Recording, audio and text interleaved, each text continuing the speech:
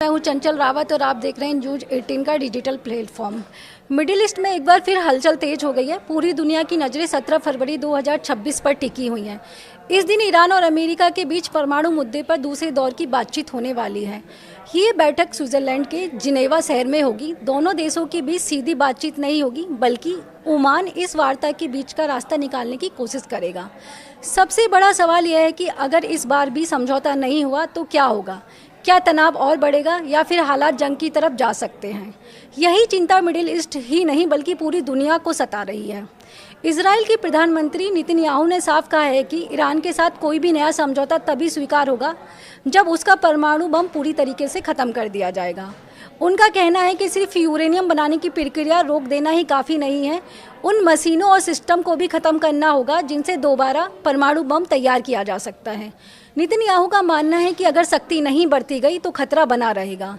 वहीं दूसरी ओर ईरान के विदेश मंत्री अब्बास ने संकेत दिए हैं कि अगर अमेरिका आर्थिक प्रतिबंध हटाता है तो ईरान परमाणु मुद्दे पर समझौते के लिए तैयार हो सकता है। हालांकि ईरान ने साफ कर दिया है कि उसका मिसाइल प्रोग्राम बातचीत का हिस्सा नहीं होगा।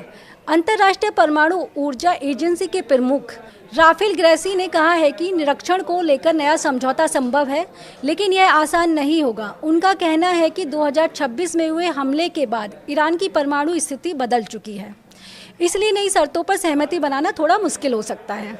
इसी बीच इजराइल ने गाजा में चल रहे अपने अभियान की भी जानकारी दी है। नेतन्याहू ने कहा है कि वहां करीब 500 किलोमीटर लंबी सुरंगों का जाल था, जिसमें से इजराइल ने लगभग 150 किलोमीटर सुरंगों को नष्ट कर दिया है। बाकी काम अभी जारी है। उन्होंने साफ कहा है कि जब तक सभी अहम सुरंगें नष्ट नहीं हो जाती तब तक अभियान जारी रहेगा। उधर अमेरिका ने भी अपनी सैन्य तैयारी बढ़ा दी है। खबर है कि अमेरिका ने अपने क्षेत्र में एक और विमान वाहक पोत तैयार किया है। यानी एक तरफ बातचीत चल रही है, दूसरी तरफ सुरक्षा इंतजाम भी मजबूत किए जा रहे हैं। नेतन्याहू ने अमेरिका से मिलने वाली सैन्य मदद पर भी बात की है। फिलहाल इजराइल को हर साल करीब अमेरिका से 3.8 अरब डॉलर की मदद मिलती है, जो 2028 तक जारी रहेगी। हालांकि उन्होंने कहा है कि इजराइल की अर्थव्यवस्था पहले से मजबूत है और आगे आने वाले 10 सालों में इस मदद को धीरे धीरे कम किया जा सकता है। उनका कहना है कि इजराइल अब अमेरिका के साथ रिश्ता सिर्फ मदद तक सीमित नहीं रखना चाहता, बल्कि बराबरी और साझेदारी की रिश्ते की ओर बढ़ना चाहता है। कुल मिलाकर 17 फरवरी की यह बैठक अहम मानी जा रही है। अगर समझौता होता है तो तनाव कम हो सकता है, लेकिन अगर बात नहीं बनी तो मिडिल ईस्ट के हालात और भी ज़्यादा बिगड़ सकते हैं। अब पूरी दुनिया की नज़र अब ईरान और अमेरिका पर टिकी हुई है। धन्यवाद।